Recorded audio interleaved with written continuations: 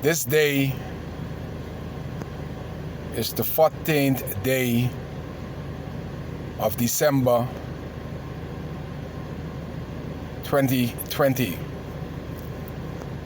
1 year, 3 months, and 14 days after my life on my island has been devastated and changed forever. And for the first time in my life, as a born Abaconian, I feel threatened by the people that's supposed to protect and to serve. I have a constitutional right to speak wherever about whatever I choose without fear or favor.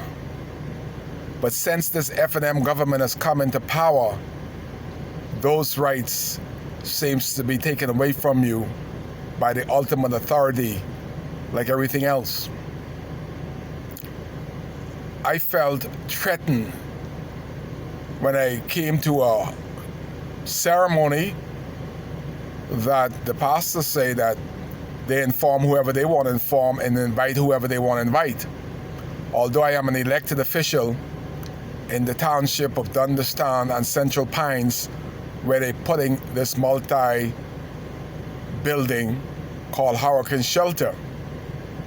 And I feel even more disenfranchised when the Defense Force and the police officers could surround me and say they were informed to tell me to behave myself. I said, what does that mean? I'm a 58-year-old man, elected by the people of this district. Children and women behaves themselves. Man do what God mandated them to do upon the earth. That is to serve without fear or favor. Said to the Defense Force officers, there is over 800 illegal Haitians going to work every day, and neither Defense Force officer or police officer ride up on them and tell them to behave in my country. Neither have you all done what you're supposed to do to stop them at the border. That is the mandate of the Defense Force, to stop all perpetrators from illegally entering this country and abusing our resources. But today the Defense Force is at a groundbreaking ceremony for victims of Hurricane Dorian, like myself, that maybe they'll be in some safe place after a storm when the government of the Bahamas didn't see fit all my life to have such structure created. I am saddened by the state of affairs that is happening in my town of Abaco. When the police force can kidnap me, when you have high-ranking officers like Emmerich Seymour can be ordered to arrest Kai. And I thought about my last arrest and said if I would have had somebody with me, what could have not happened. But my first arrest, when Emmerich Seymour ordered me arrested, I was with my attorney of 25 years and my friend, and the police arrested me and didn't know what to charge me with. The second arrest that happened months ago, the police also took away from my liberty, snatched me off the street, charged me, falsely imprisoned me, and it's only because I speak. What is it that Kai say? It is so truthful that it's like Gillette, a two-edged sword. It cuts them one way and it cuts them the next way. How is it that in this country you can't speak to truth? You can't speak to power? What happened to our democratic rights of speech. What happened to the Constitution? We all know that the Prime Minister say, sometime in the interests of the state, we have to abuse your constitutional right. Kai Mills' constitutional rights has been abused numerous times since this FNM government has come into power. I was threatened if I did a video, they would bind my vehicle down. Darren Henfield's brother, David Henfield, called me, said if I play that video of the Henfields during the construction for the PLP on the back street of Murphytown, he would bind my vehicle down. I saw David binding my vehicle down. Went to the police station with the superintendent, Ewing, of detective, did a statement, nothing happened. Since that,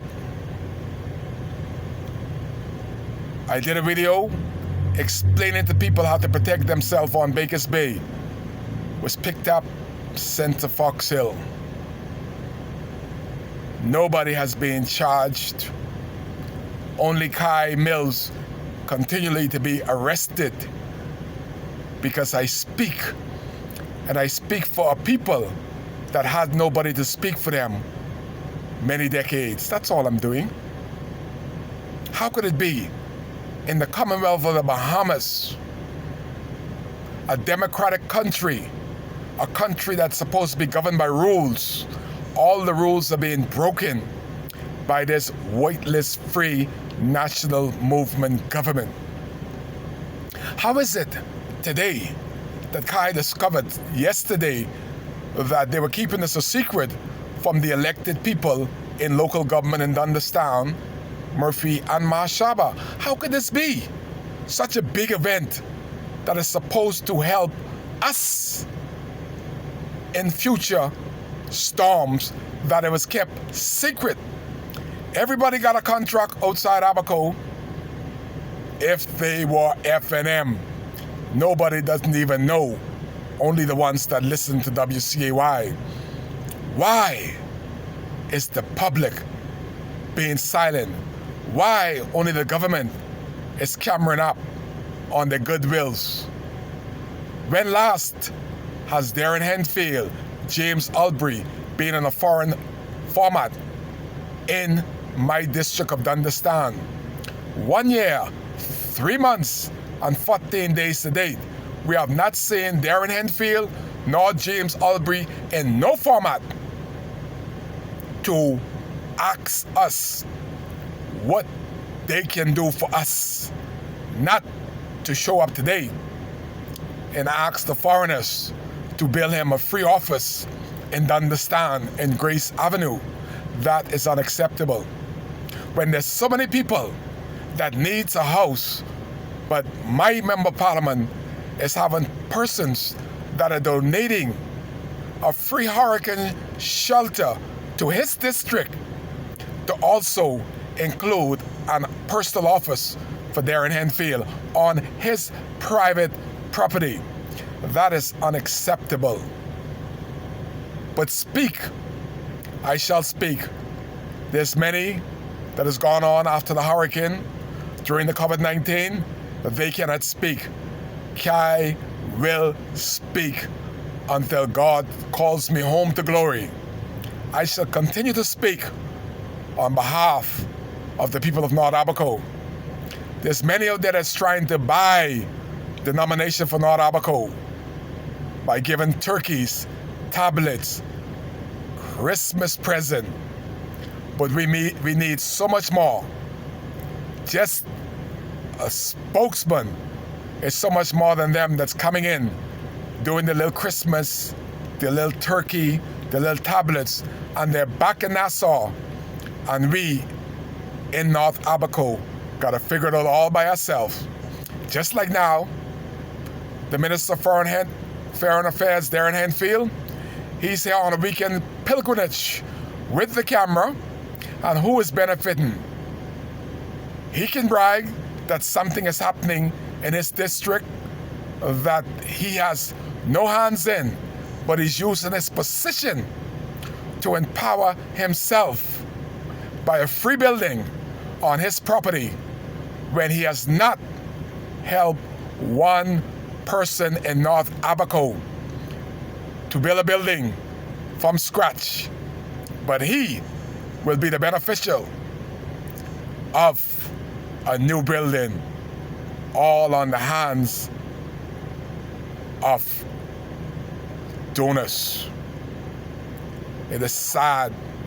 It is a sad day in Abaco when all Kai tried to do is bring information, correct, accurate information. And the Minister of Foreign Affairs and his cronies are trying to silence Kai Mills. Only thing can silence me is death. And I do not fear death. I embrace death.